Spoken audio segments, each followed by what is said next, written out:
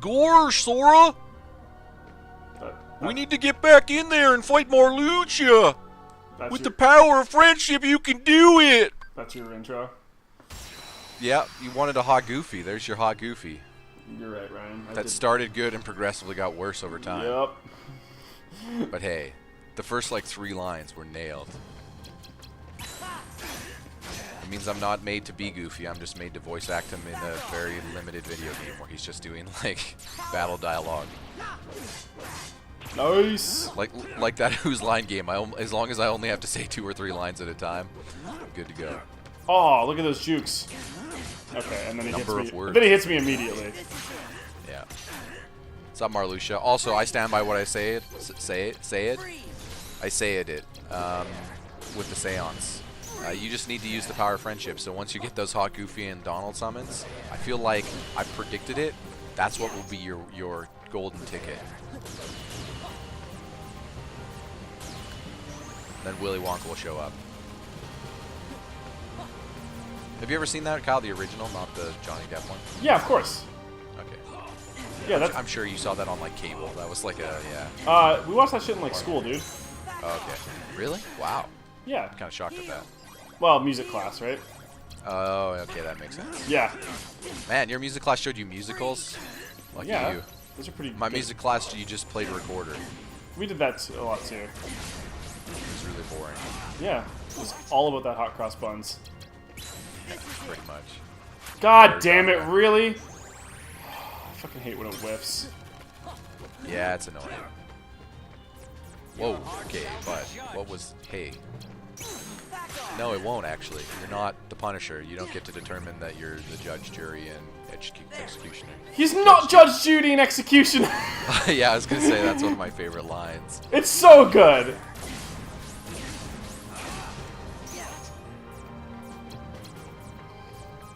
Controversial opinion, but maybe not. Judge Judy's okay. We talked about this It's not before. amazing, And but yes. it's okay. Oh, fuck. It's okay. Yeah, we talked about that before. It's one of those shows that, like, if you're at, you sometimes see it when you're at someone else's house because maybe they're Yeah, I used to watch it with my mom. it, and you'll just like sit, you're like waiting for someone. Oh, whatever, I'll just sit down here and watch some Judge Judy. It's like it's the most easily digestible like one of those shows. Yeah, you understand what's happening immediately. Yep.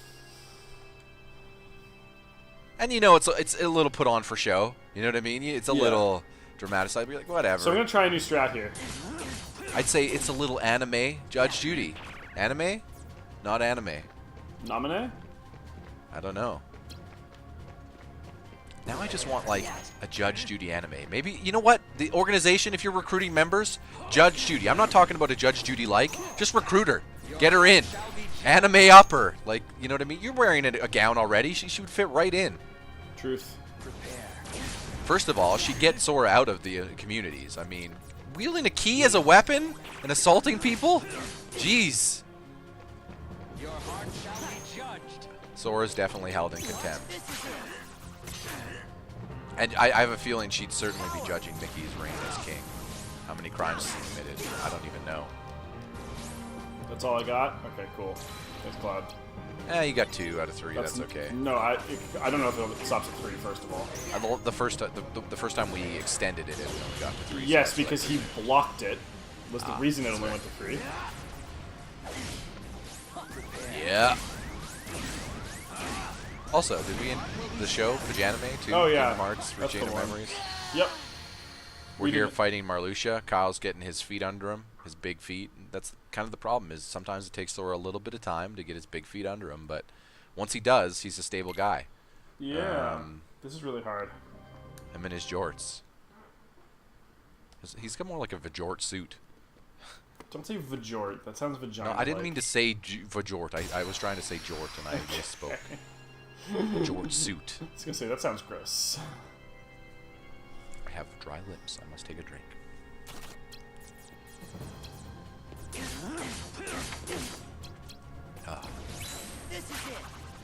I hate when he just sidesteps that. Vigio Morgenstein, which is all you need to do.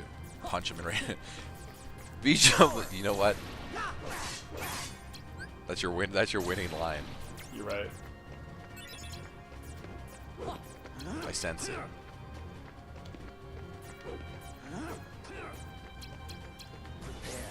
Yeah.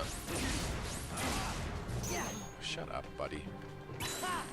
Awesome shower. You think this guy has like an immaculate garden that he tends to? My petunias! Yeah, in some dojo, you just go, and then he opens a door and it's just like this huge assortment. But he obviously, whatever the rose or whatever he's shedding here out of his weapon is obviously got the biggest display. Oh wow, Goofy's actually got some hits treasured. in. Yeah, Goofy. Told you, the power of friendship. You heard this intro. You just gotta gorsh it up. What does gorsh even mean? Is it like an exclamation? I think it's supposed to be gosh. Yeah, like gosh, or kind of like saying "oh God" or "oh no" or "oh my." Oh my. Oh Behave. no! Donald, do it. Donald's got zero Donald. Now, listen. Yeah, we talked about this in a previous episode, I know, but we've said this before. If they wanted to do the support system well, all the support cards that you pick up should be auto zeros. Yes. Those supports would then be the active relief in the middle of combat that you really want to see, and they make you feel really happy to see fall on the battlefield. Yep. Instead now, like a lot of this game, sometimes it makes you happy to see them, and sometimes it doesn't. I think I'm gonna do some more grinding. Okay, that's fair. Not Get some more cards. What's our Mugo? Yeah, we're in a Mugo room. Yeah, Ryan, I just did. Oh, you did some of the. Oh, right, you did some of this off stream.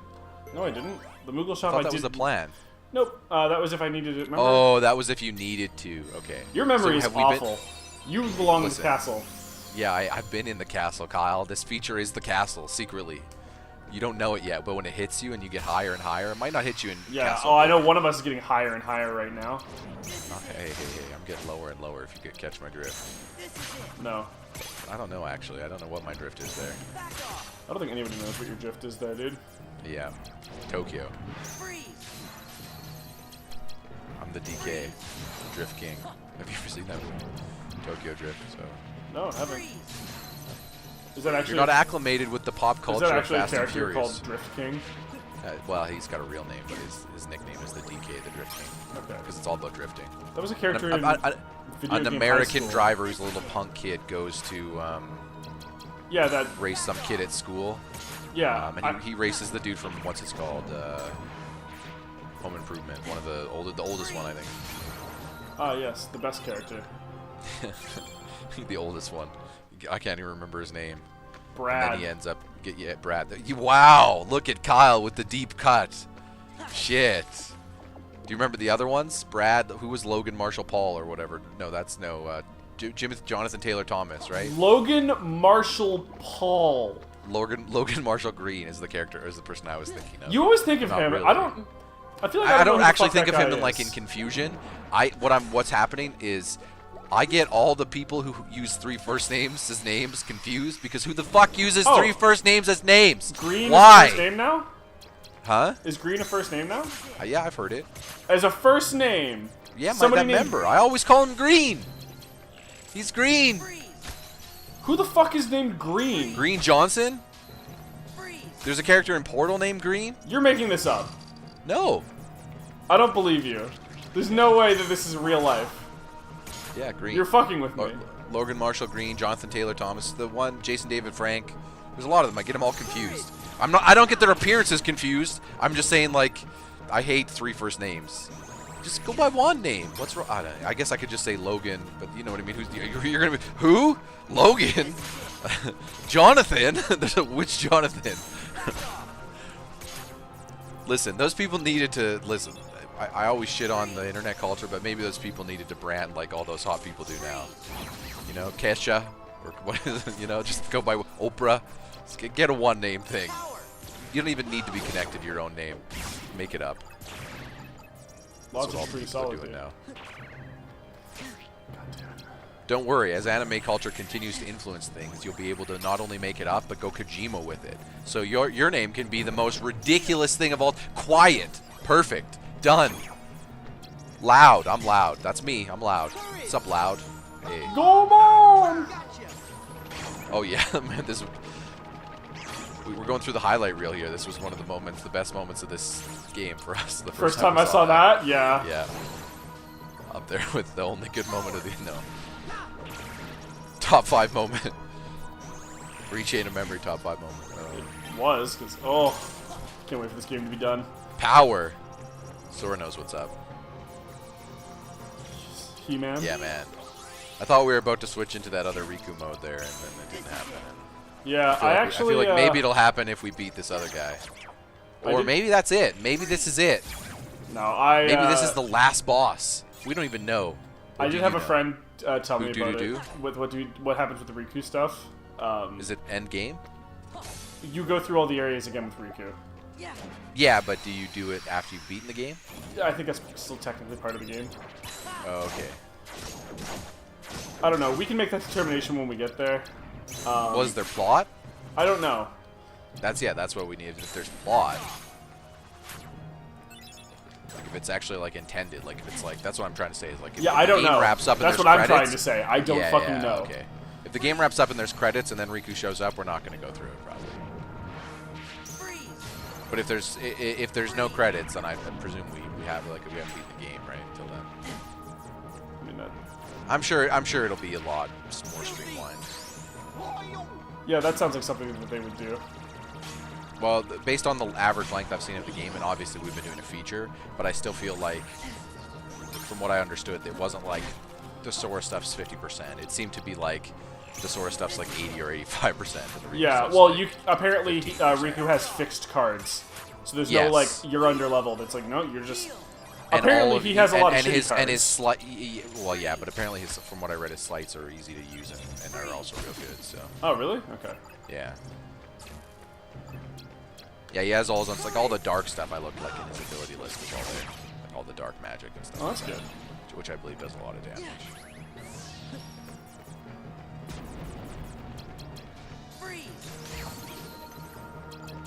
I kind of viewed it more as like that boss rush area that we fought in Kingdom Hearts 1.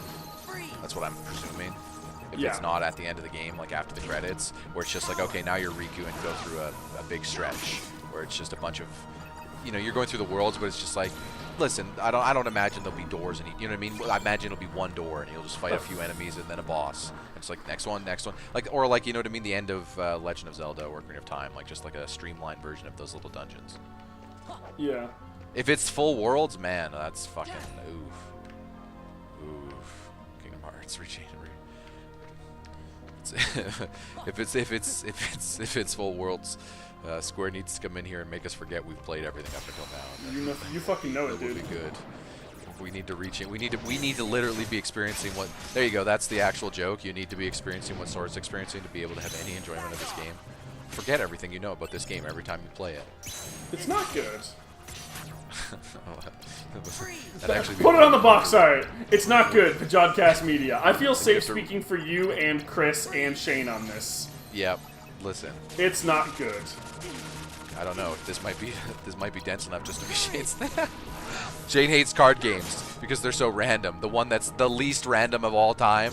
That you literally have to control every valve that exists, and there's like, it's like you're operating a spaceship with the number of valves, all while something active is going on, because and then it's trial and error, because so many battles, even with basic enemies, are a life and death situation. Great. You're right. It's like playing Russian roulette, fucking cribbage, and poker all at the same time. Russian so much roulette, fun. I mean, and Monopoly, obviously, but the Monopoly's a side game. Yeah, Russian roulette. You got the Moogles over there sometimes. Made me want to fucking kill myself a couple times. And that's where the randomness exists, because not only are you playing Monopoly over there with the Moogles, you can't actually collect good properties, and it's all mostly fucking random. You're landing on chance half the fucking time. It's like, oh, I can't get this thing I need from this Moogle board to take it over to my fucking Russian roulette game, because there's connections between them, right? And then it's like, I need this fucking to do this in the Russian roulette game now, though, because if I pull the trigger and there's a bullet here, I'm just dead. Oh, fuck, I'm dead. Now I gotta do reset every game, guys. Gotta start it all over. Reset the clock. It's a leaderboard, too, on top of that. And every time you reset the clock, before you can even restart all this, you got to get into a game of DDR and win. Like, it's just... It's literally Ryan, as dense as you can literally make it. It's as dense as you can make it, Kyle. That's what I'm saying. Okay. Dan Reichert designed this game. You know the Mario Maker levels? That's what this game is. It's intentionally torment. Brilliant. We'll ship it. Yep. I just think there's way too many systems flashing in this game. We've talked about it before, but man. Yeah. It's so freaking weird. You know what'd be cool? What? Just imagine this. You're gonna think this is crazy.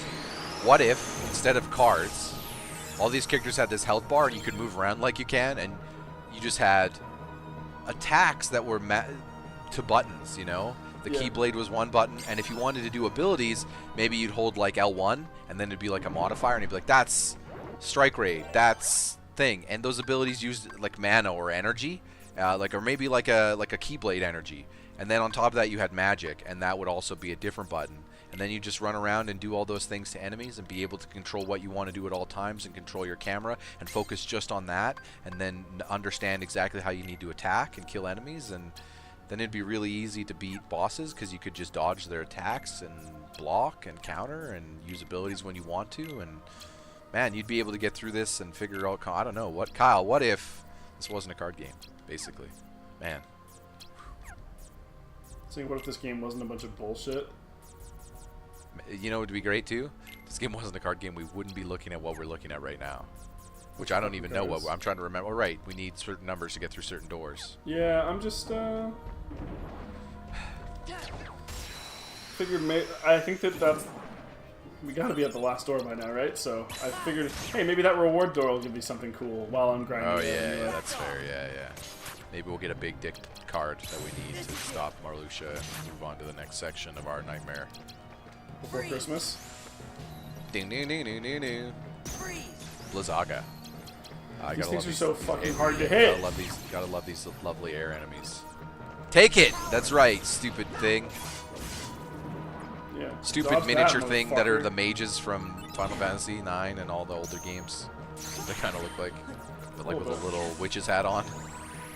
Oh, give me what I need. No, they had like that, right? They had like a, what was the name of the one in 9? Lulu Nimi? No, Lulu's 10. Yeah. Vivi! I remembered. Yeah, he's from that. I'm fighting against the levels in Castle Oblivion. I'm starting to remember.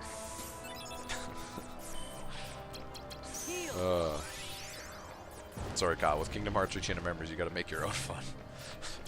Because the game's not going to do it for you. Put it on the bit. We're gonna. These are the best quotes to put on the back of this box. We're really doing this game. We've sold this game. Milk. There we go. It's weird how the Blizzaga won't hit them, but this ground attack where Goofy, maybe it's just because Goofy's so tall, his hitbox is just insanely large.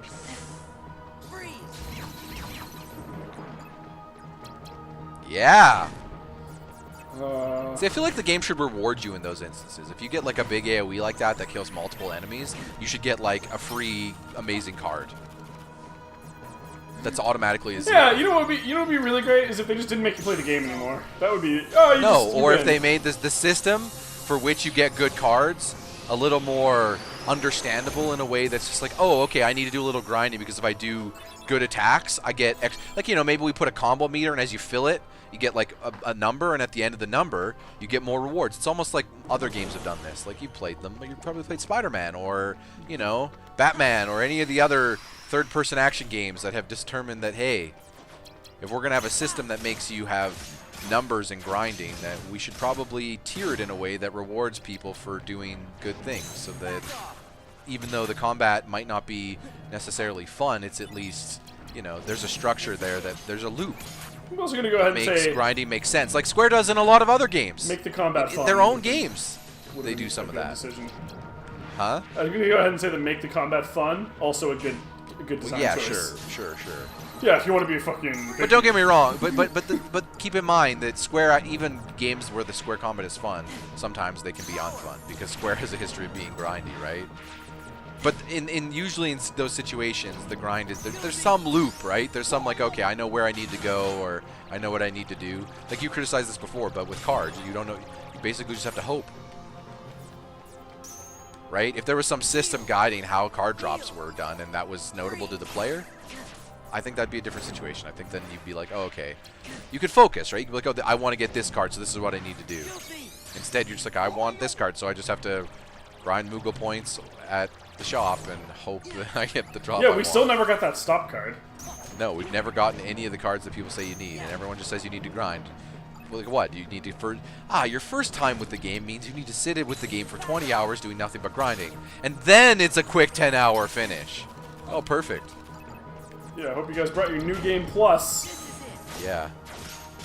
Hope you guys brought your popcorn because here we are for the grind. To be fair, we know that this is what we signed up for with this feature. Don't get me wrong. We're just... Yeah.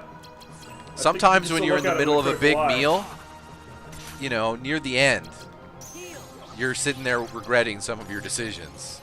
Even though you're not really regretting your decisions, you're regretting your decisions, you know? You realize that mistakes were made. You want to try that sentence again, Ryan? Even though you're not regretting your decisions, you're regretting your decisions. You know what I mean? It's regretting your decision in the moment, but you know you wanted to experience it at the onset. Yeah. You know, like us with the sushi when we first all met up. There's a good. I didn't regret that decision at Listen, all. there was you in the car. I didn't regret it. I just there were words out of your mouth. Maybe you don't remember them because you were so out of energy and tired that you were basically done with all of life. But you basically were to the effect of, I've eaten a lot of food. Oh my God, I have consumed the. Yeah. All that was fair. I didn't regret it. No, but. Yeah, fuck you. That'll come in handy. Random Joker. Why so serious? That was such a... For those who don't know, ha ha ha. Zing. Oh, Ryan yeah, that's my catchphrase. Vintage. That is your catchphrase, Orton. When we first all met up, after we were friends online for a few years, we went to a sushi place, and that was where Chris lived in Belleville. Or no, Peterborough, sorry. Where he was at in Peterborough. Yeah. And it was all you can eat, and Kyle had never had sushi before, and we consumed a fuck ton of sushi. We certainly did. The guys, we didn't eat it all, and they were mad because almost all of it. Yeah, there was like a half a plate left, but that was enough for them to be out able of like to the get 9 plates. To the point that the next time we came, we under-ordered and they were looking at us again, but we managed it really well, and they were like, okay. And we're like, these guys figured out what we they're had doing. to. Yeah, we were just like, we don't want to piss them off twice. We don't want to be those guys.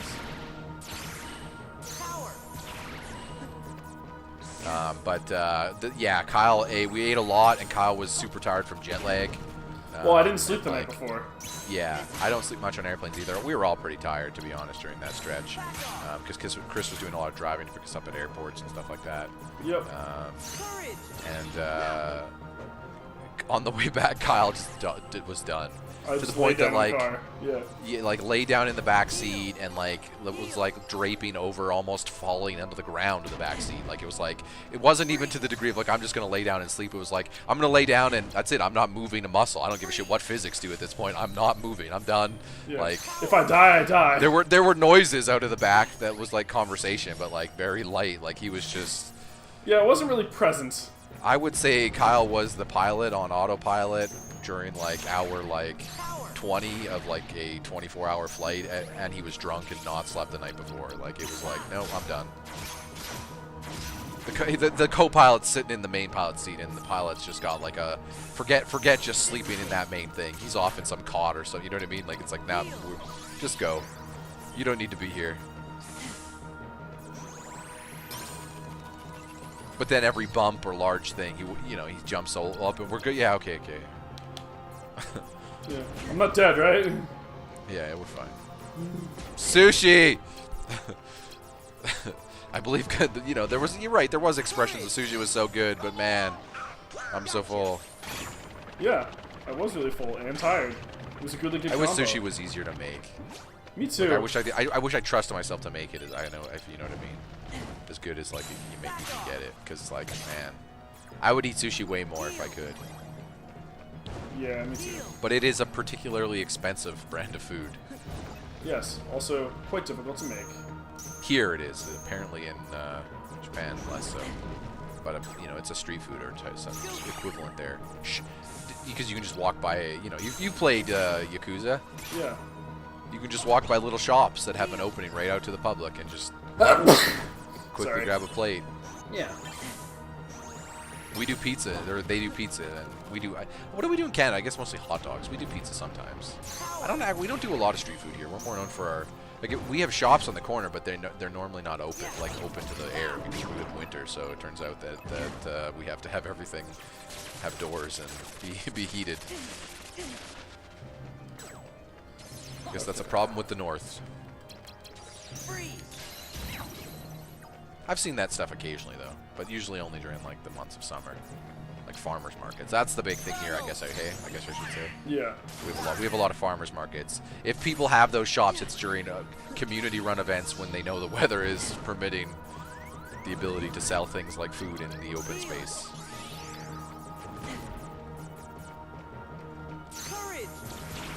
Oh, I remember one time when I was in, actually when I went to Ontario with you guys, but not before I had met up with you guys, when we were in like going through Kingston and some other places. Yeah.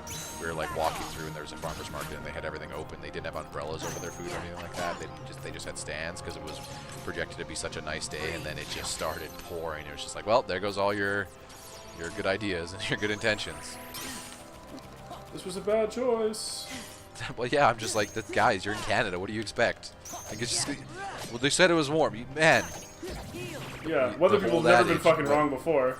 Weather in Canada changes at the drop of a dime. There is a reason we all sit indoors like Northerners. Because we're, you know, you get to, man, it's been real bad here. I don't know if you've seen me talk about it much on the Twitters. Don't call it the twits, Ryan. I don't. What is this? The tweets? The most horrible thing on the planet. I believe that's the woke thing to say about it now. To be fair, it's been pretty bad for a long time. Yes. I mean, although they did ban Alex Jones, but at the same time, I believe the perception to that was more like, man, about fucking time. It took forever, and it's like one of those things where you have to be so bad for Twitter to ban you. Like it's you know, like it's ridiculous. There's no redemption now. Although apparently a lot of people say that the guy who runs Twitter, Jack, heard Alex Jones like get into a heated argument with someone from media and like literally start threatening them or something, and that's what made him do it. Like in person he did it. So it's just like, what? That's what it's like. Don't get me wrong, like that's awful. Like that's an awful thing that's a bully right there for sure. But like what? Yeah, that's where the line was, I guess. Yeah. Yeah, okay. That's kind of part of the reason why I used to listen to a lot more Rogan than I have. Don't get me wrong, Rogan likes to present himself as get the fuck! I'm not dying here. Yeah. But, like, you know, I'm the centrist, I'll have anyone on, and I tend to I have generally found that anybody who calls himself a centrist However, there are still lines. Like, for me, the I'll have anyone on ends, I'm not going to have Hitler on. I don't give a shit if he was alive, you know what I mean? Like, there's some people that I will not have on. I ain't having Cosby on, you know, like, there's certain things that Alex Jones, you know, there's certain things I'm like, nah, you're too far, bud. Nope. I have a big issue with people who call themselves centrist a lot because it's almost never. They're just people who will like let people on who are really radical right, and they'll never challenge anything that they say. They won't necessarily condone it, but it's like you're just giving them a platform, you dumb fuck. Like. Yeah, you and I have talked about this before, but I think one of the things that I've tried to make clear is that I lean center when it comes to learning about things because it's important not to be biased when discovering information. But when it comes to moral ambiguity, I fucking lean left. 100%. The only center tendencies that come from moral ambiguity are when facts lead you down that path, right? When it's a situation that it's like, even if I wanted to get involved to fix this situation, if the people who know about this situation and lean all sorts of directions, left, center, etc., have studied it to such a degree that we don't have a practical solution, I'm not just going to impose my moral authority on this because I could be doing more harm than good, right? Because I have no idea what I'm doing. But that's different than a studied situation where we know someone's doing harm, like an Alex Jones, where it's like, nah, this person probably shouldn't be allowed to talk in these public spaces. They're influencing young minds. Like, guys, I don't give a shit. It's too far, right? Yeah. Yeah. Fair. Controversial Like, opinion. yeah. Alex Jones is a dick. That's kind of my take. Like I try to not, delve too far, but it's tough because people are like, well, it's all one thing. Which way do you lean politically? It's like, no, it's not really all one thing because it turns out the world's a pretty nuanced place, and there's lots of things that happen for sometimes just because. I'm also but just there's not also big lots of things on that don't happen because platforming there's people reasons. irresponsibly. I think that it's totally Yeah. fine to have on people with shitty opinions, but I think that you have to either be qualified to challenge them or bring on somebody who is, right? Richard Spencer's a big scumbag and probably, should be condemned on a moral level. However, he's probably one of the most well-spoken shit-tier human beings, and that... We'll get back to that in a second. Sorry, I don't mean... This is a really important he can thing for me to fly, finish, boy, but- he can fly, yay! Oh, look, that's the most anime intro video of all Was that time. actually going to make it... Easier to fight? Oh, man, can you actually fly over all their stuff? Well, Yes, I've been able to do okay. this the whole time. Huh? I've been able to do this the whole time. This is weird. So yeah, like having Yeah, but somebody I like think him you on... can do it for longer now or something. Yeah, having somebody Or like him go on up. is important because if he has an audience, it's really important that you be able to challenge him and have things where you point to him. But fucking Rogan shouldn't have him on by himself because he will win any argument with a Joe Rogan even if Rogan's at the moral right, because he's a better speaker. So you have to have somebody who's equally qualified on the other side to do it. So if you just bring on somebody who's got really fucking crazy opinions, you just let them spout whatever they're going to say, and then you either don't challenge them or don't challenge them properly. Yeah, that's essentially a bad that was thing. kind of ultimately, even though I have no problem with Rogan bringing on the Sam Harrises or the Jordan Petersons, and I generally I think Sam Harris actually has some pretty good I'm not familiar enough with arguments. Harris. He's kind of a little more centrist. He's clearly a little left. well-spoken. Yeah, he's a little more progressive than Jordan Peterson. Peterson's a little more classical. But I don't espout to a lot of what Peterson says, like the clean your room. I think that's a lot of that's I think he's disguising boomer traditionalism sometimes to I think to he's pretty push disingenuous. he's like, oh look, I understand modern conventionalism, and then he's like, but subtly suggesting a lot of traditionalisms that I think they're like, there's nothing wrong with being an anarchist to the structures of society, right? I don't give a shit if you're a punk rocker who doesn't clean your room and doesn't do anything, right? How you contribute to society and if you're a healthy person is I'll let you be the determining factor of that. Obviously, if you need help, right? And some people need help, but I'm not going to be some fucking moral high ground of like, you need to do these structural conventions, and if you don't do them, you know what I mean, you're going to be a bad person, or you're going to exhibit problems, or a million other things, or clinical problems, right? Like I think he uses a lot of his study of his specific field and his specific patients to asperse this larger narrative that Joe Rogan wasn't presented to counter a lot of that stuff, like you said, right? He wasn't. Yeah. And I feel like you're right. Like I feel like Peterson's using the platform that Rogan provides, which is just, hey man, let's just be the shoot the shit type here. We're gonna get, like what he did with Musk. We're just gonna get stoned and shoot the shit to then talk about larger issues and not realize that they can't actually do that. If they're gonna do that, they have to treat themselves like idiots. You know what I mean? At that point, you need to be Adam Sandler. Otherwise, you don't get away with it. It's that's why SNL and South Park and the rest of them can get away with all that shit, because they don't ever pretend to be smarter than you, right? They make sure to let you know they're just a bunch of dumb people riffing on it. Don't take us seriously, right? And then it's okay, right? Then satire away, right? Yeah. But if you don't do that, then you're missing that real crucial element, you know what I mean? And it's sorry, you're actually now, people are gonna, you know what I mean? That's how you end up with flat earthers, right? That's actually how you push these dangerous movements forward. Because they don't you know what I mean? They're too ignorant to recognize that you're not being serious, right? Oh, fuck off, really? Oh, that was bad. I didn't think I had one of those. That's why, you probably see me say this on Twitter, but I equate those people to social loan sharks. Because they really don't realize that they're manipulating the ignorant, and they just are like, I don't care, that's not my problem. It's like, yes, it is. Yeah, you're the direct, you know what I mean?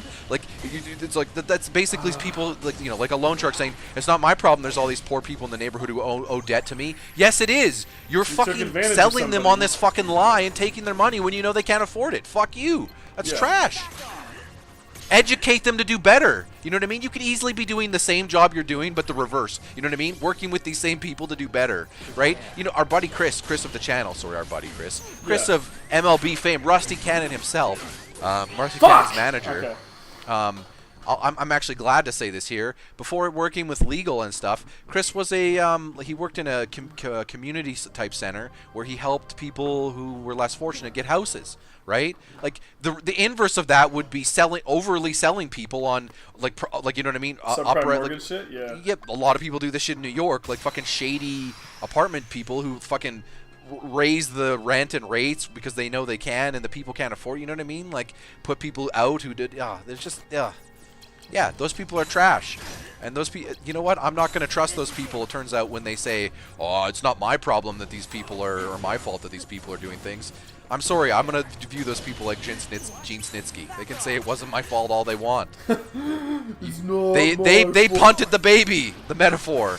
Yeah, you should, I don't think everyone's familiar. Make me clarify what that fucking means. WWE. Gene Snitsky, if you're not familiar with wrestling anime, it's wrestling. It's just anime in another form. Gene Snitsky, a wrestler at the time, there was a storyline where Lita, noted Amy Dumas, noted she used to date Matt Hardy and was in Team Extreme. She's actually one of the most talented female wrestlers they've ever had. Oh, absolutely.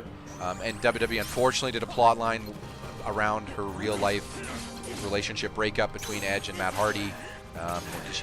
She had been sleeping with Edge, but while anyway, she was in a relationship with Matt Hardy. During some point in a storyline, they decided that Lita would have a baby with Kane, and then Kane, they wanted to cancel that storyline, and it might have actually been closely in relation to the decision to then push it down the Matt Hardy to Edge route. I don't remember, and they decided to make it Lita and Edge together. So they needed to get rid of the baby ideas, and Lita was pregnant, I believe, on camera during a period. I don't know if she was really pregnant. I don't think so.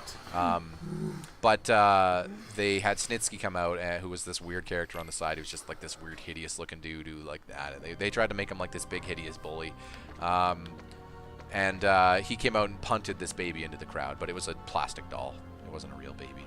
But that doesn't make it any less WWE. I mean, don't get me wrong, people. This is bad wrestling. This is the point when we're just like, you know, we're taking Kyle through WCW right now, and you probably heard a podcast up to that affinity by this point. Yeah. Nah, we'll have it recorded by the end of September, the first. All right. So. I keep thinking we're on like the meme. Yeah, we just need to do way all less in. But we're showing Kyle the highs and lows of WCW during the NWO era in that peak run, and yeah, I'd say that the Snitsky punting a baby is definitely one of those moments where thanks WCW for ruining wrestling, because now everyone's like, well, we got to keep thinking outside the box. It's like, no.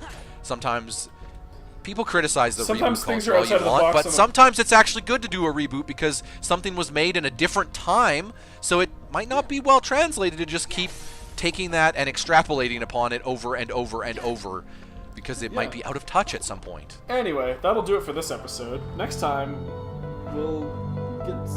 Yeah. See you guys then.